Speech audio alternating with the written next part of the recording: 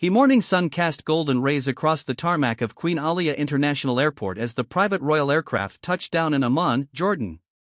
Prince William stepped out first, his navy blazer catching the desert breeze, followed by Catherine, who emerged wearing an elegant cream-colored dress that seemed to capture the very essence of Middle Eastern sophistication.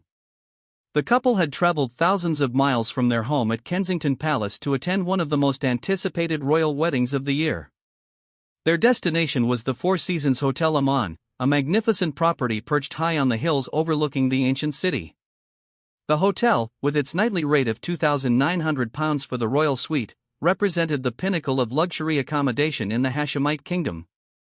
As their convoy of black vehicles wound through the bustling streets of Jordan's capital, Catherine gazed out at the fascinating blend of ancient architecture and modern development that characterized this crossroads of civilizations.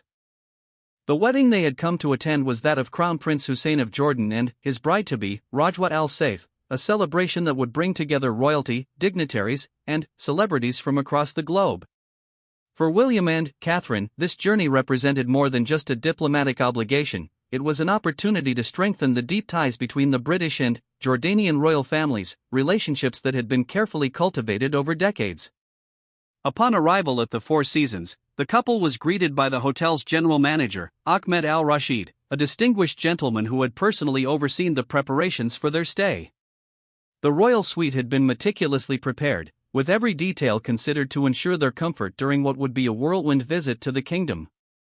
Fresh white roses, Catherine's favorite flowers, adorned the sitting room, while the bedroom offered breathtaking panoramic views of the ancient citadel and the sprawling city below. The suite itself was a masterpiece of contemporary luxury blended with traditional Jordanian design elements. Hand-woven carpets from local artisans covered marble floors, while intricate mother-of-pearl inlays decorated custom-made furniture. The living area featured a grand piano, which William discovered with delight, having maintained his love for music since his school days. The private terrace, spanning nearly 200 square meters, provided an intimate space where the couple could enjoy their morning coffee while watching the city come alive below.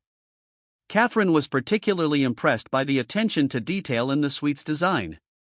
The bathroom featured a deep soaking tub carved from a single piece of Jordan stone, surrounded by candles and bath salts infused with local herbs and oils. The walk-in closet had been specially organized to accommodate her extensive wardrobe for the various wedding events, with each outfit carefully planned to respect local customs while maintaining her distinctive royal style. As evening approached, the couple prepared for their first official engagement, a private dinner hosted by King Abdullah II and Queen Rania at the royal palace.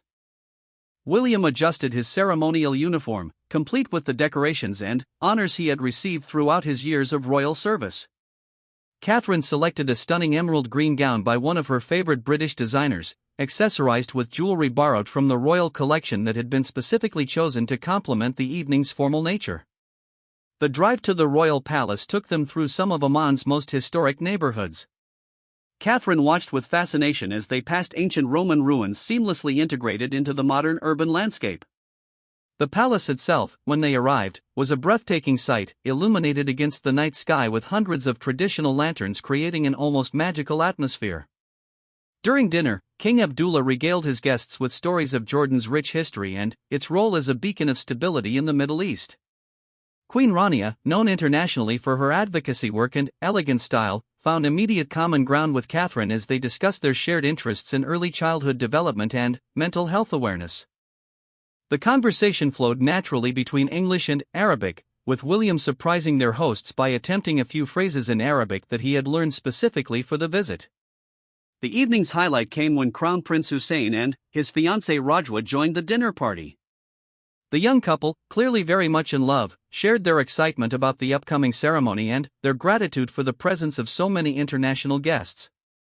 Hussein, educated partly in Britain, spoke fondly of his time at Sandhurst Royal Military Academy, where he had formed lasting friendships with British officers and developed a deep appreciation for British traditions and values.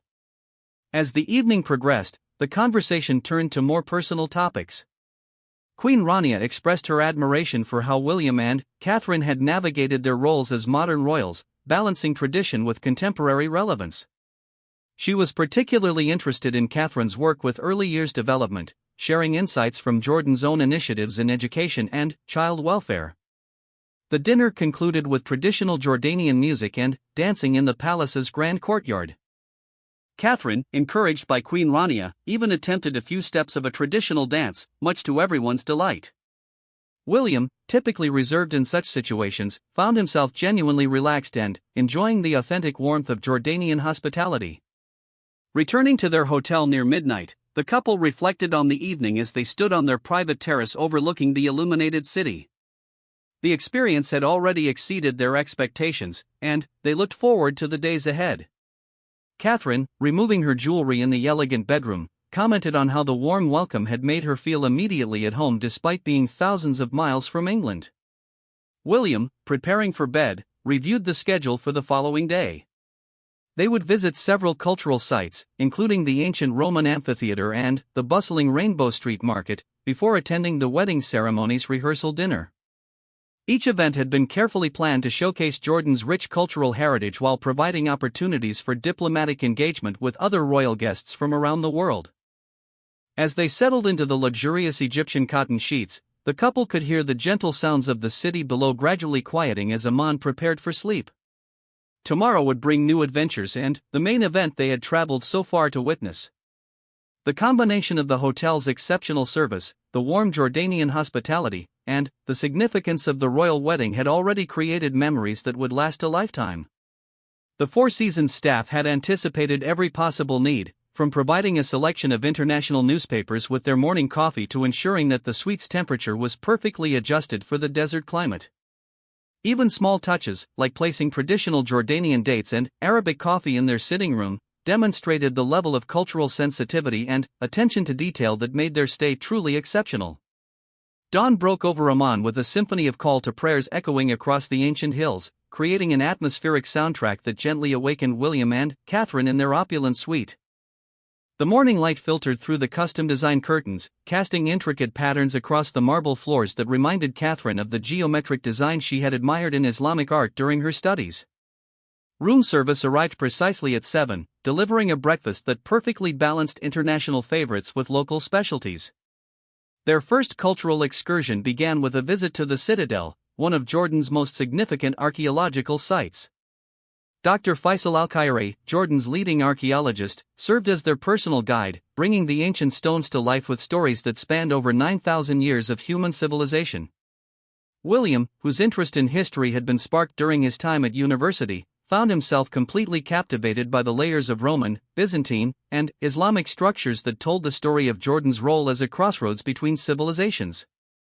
Catherine was particularly moved by their visit to the Archaeological Museum, where she spent considerable time examining artifacts that illustrated the daily lives of women throughout Jordan's history. The intricate jewelry, pottery, and textiles spoke to her appreciation for craftsmanship and design. Dr. Al-Khairi explained how these pieces reflected not just artistic expression but also the sophisticated trade networks that had made Jordan prosperous throughout various historical periods. Their next stop was the magnificent Roman amphitheater, carved into the hillside and still hosting performances after nearly 2,000 years. The couple descended into the orchestra area where Catherine's voice, when she tested the acoustics, carried perfectly to William standing in the upper tiers. The experience reminded them both of their shared love for theater and music, interests they had bonded over during their courtship days at university. The morning's highlight came during their visit to a traditional souk in downtown Amman. Unlike the sanitized tourist markets they sometimes encountered on official visits, this was a genuine working marketplace where locals conducted their daily business.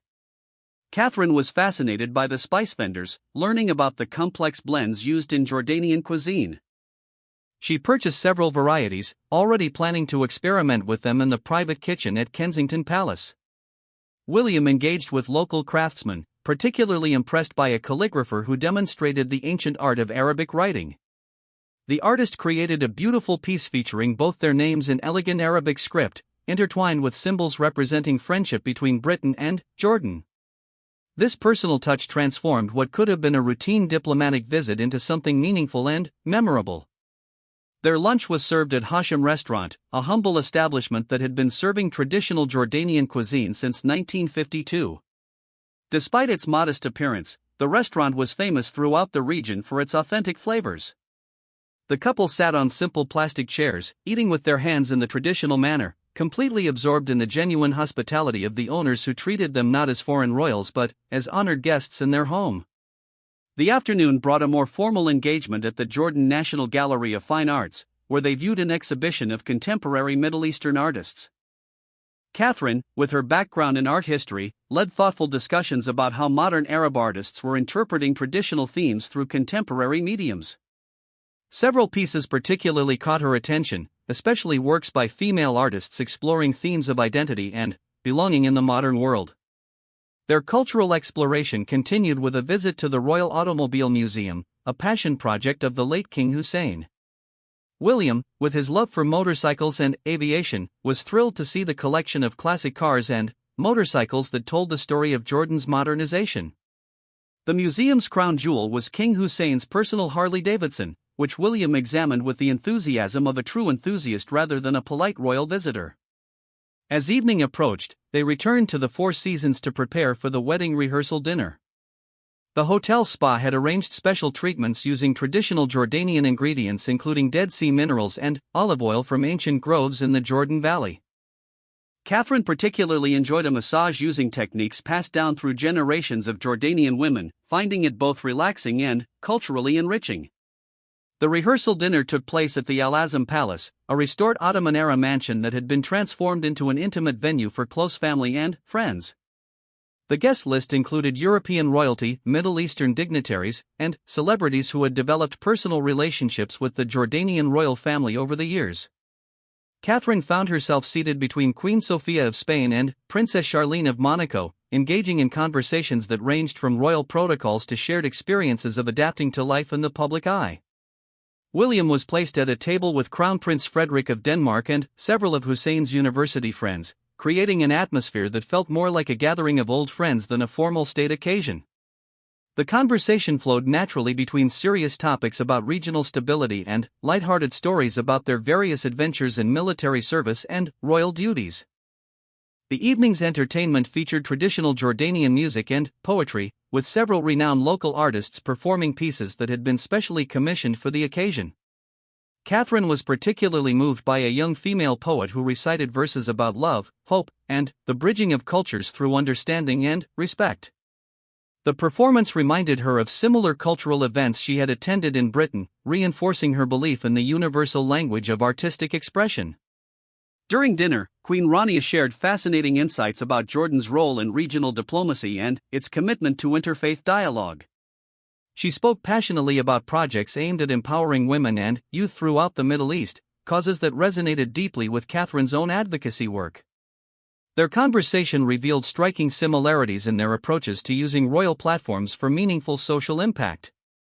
The evening concluded with an impromptu gathering on the palace's rooftop terrace, where smaller groups formed naturally around shared interests and experiences. William found himself in deep conversation with King Abdullah about conservation efforts in Jordan's nature reserves, while Catherine engaged with several other royal women about the challenges and opportunities of modern monarchy in an increasingly connected world. As they returned to their hotel well after midnight, both William and Catherine felt they had experienced something far more enriching than a typical royal engagement. The day had provided genuine insights into Jordanian culture and society, while the evening had strengthened personal relationships that would endure long after their return to Britain. The combination of historical exploration, cultural immersion, and meaningful diplomatic engagement had created exactly the kind of experience they hoped to have during international visits. Back in their suite, they spent time reviewing the gifts they had received throughout the day, each item telling a story about Jordanian craftsmanship and cultural values. The Arabic calligraphy from the souk already held a place of honor on their sitting room table, while Catherine carefully wrapped the spices she had purchased, already anticipating the stories she would tell their children about this remarkable journey to the heart of the Middle East.